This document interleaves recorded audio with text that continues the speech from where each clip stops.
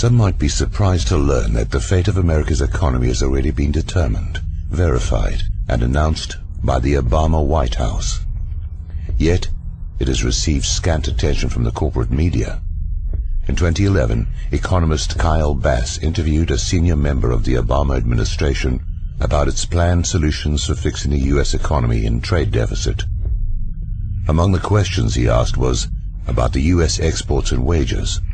But the question itself was not nearly as important as the response he received from the senior administration official.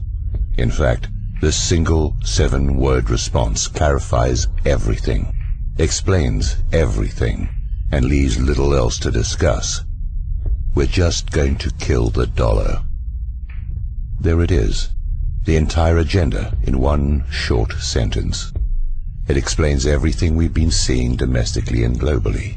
That one statement makes every other question irrelevant, or otherwise answers all economic questions and explains everything. Nothing else matters. I urge you to ponder that statement and all it implies. Doing so will provide you with the clarity to understand not only what is taking place today, but what is yet to come. It is important to note the specificity of the word kill. Stated in the active voice, it means an unambiguously intentional and deliberate act. The murder of our national currency, the United States dollar, is the ultimate agenda to be implemented under Obama. To kill our national currency will subvert the United States and destroy it from within. This begs a number of questions, including what type of Americans would actually have as their objective the destruction of our national currency. To whom do they hold their allegiance, if not to the American people, whose life's work as well as the toil of our ancestors is represented in the form of wealth held in US dollars? Does this make any sense to us as Americans? The answer is, of course, no. By its very definition, to kill our national currency is an act of high treason by those engaged in this activity. It undermines the very sovereignty and survival of our nation and will have a life-changing impact on every citizen in the U.S. It will also impact every nation and the people of every nation on the planet, as the US dollar is presently the world's reserve currency. It is an act that should result in the filing of criminal charges against the conspirators, a trial of their peers, and if convicted, a death sentence. It's that serious. According to my source, we are past the point of no return.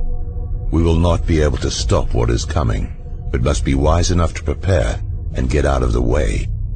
The murder plot involving the death of the dollar did not begin with Obama, but he and other conspirators have accelerated the plans, plots, and schemes for its demise. The ultimate objective is to implement an international currency in tandem with a system of global governance. The problem is that most people are not thinking large enough, nor do they understand the magnitude of the lie. They are not seeing the larger picture as their focus is diverted elsewhere. For example, they focus on various tentacles of the octopus, such as the gun confiscation initiative, the DHS armament acquisitions, and economic woes as independent and unrelated events. They are not.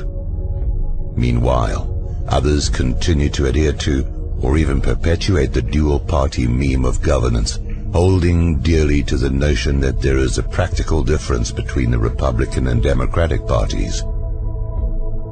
Have we not seen sufficient evidence that they are now of one party acting in concert with each other? They cannot see the collusion and backroom deals and continue to hope that the next election will finally change the unchangeable continuity of agenda. Most of the elected officials are on board with the subjugation of the United States to a global system of governance. Some are actively facilitating this agenda, while others are making nominal objections on the stage of political theater, whilst hoping to earn a seat at the global table. It's entertainment for the globalists, distraction of the masses, and diversionary fodder for the talking heads in the media. America has become a captured operation, captured from within. Think of the Vichy French internal collaboration with the enemy, or softening the ground for a full takeover from within. The takeover of America has already happened. The collaborators have already been installed, and we are now on a path to complete subjugation of a larger global system of governance. If you continue to doubt this, how else would you explain the numerous examples of our dual-party governmental acquiescence of self-destruction? Those who are pleased about the new record-setting stock market highs and various other manipulated statistics that indicate our economy is improving will be the most vocal critics of this report, and who will attempt to discredit the validity of the information offered here. The more intellectually astute will look beyond the statistics offered for mass consumption, not only to identify the deliberately manipulated data, but to understand what is actually driving these false hopes, figures, and data. It is a magic show, and many are still captivated by the magician's many diversions, failing to realize that we are engaged in a global war, while being simultaneously hobbled by enemy infiltrators from within. One reason we are seeing new stock market highs is the rush to the dollar from other currencies, especially in the Eurozone. Another reason is the monetization of our debt by the Federal Reserve, despite the previous denials of Ben Bernanke and others. Simply put, the plan by the globalists or the central bankers and those behind them is to create this rush to the US dollar like passengers from a sinking ship to lifeboats.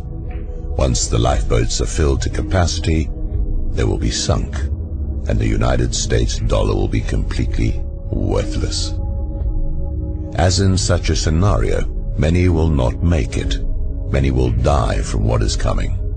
The level of evil behind this plan is incomprehensible to the normal human mind. We are at war with Russia. After removing Gaddafi from power in Libya, the Obama-Clinton Black Ops plan was immediately put into action. Benghazi was the logistics hub for arming the anti-Assad terrorists by our own State Department, covert operatives who were shipping millions of tons of weapons to Syria via Turkey and other staging areas. Russia was aware of our actions, and through the attack at the CIA Operations Center in Benghazi by proxy forces, exposed this operation to the world while putting a stop to this operation. It seems that everyone except the Western media reported what had taken place. The dirty little secret which explains why we have not been told the truth about Benghazi is quite simple. The efforts to overthrow Assad from power are continuing, except the arms and munitions shipments are now originating primarily out of Croatia. Overthrowing Assad would pose a direct threat to Russia, both militarily and economically. Are we to expect Russia's Putin to simply accept this without response? No. What is Russia doing to subvert our efforts? He is waging war against America, striking at the weak underbelly of our economy, which is the oil-backed dollar as identified in Michael Reagan's article, Building on a Kernel of Truth. Sadly, the Obama regime is doing nothing to protect us from this asymmetrical war. It's as if they are allowing it to take place. Although it was reported in the New York Times, few have paid attention to last week's meeting between Chinese President Xi Jinping and Russian President Vladimir Putin in Moscow. But it was an extremely important event in terms of the planned murder of the US dollar. An alliance is being forged between Russia and China to replace the US dollar as the reserve currency, already severely weakened by the policies of those in power, with a gold-backed currency.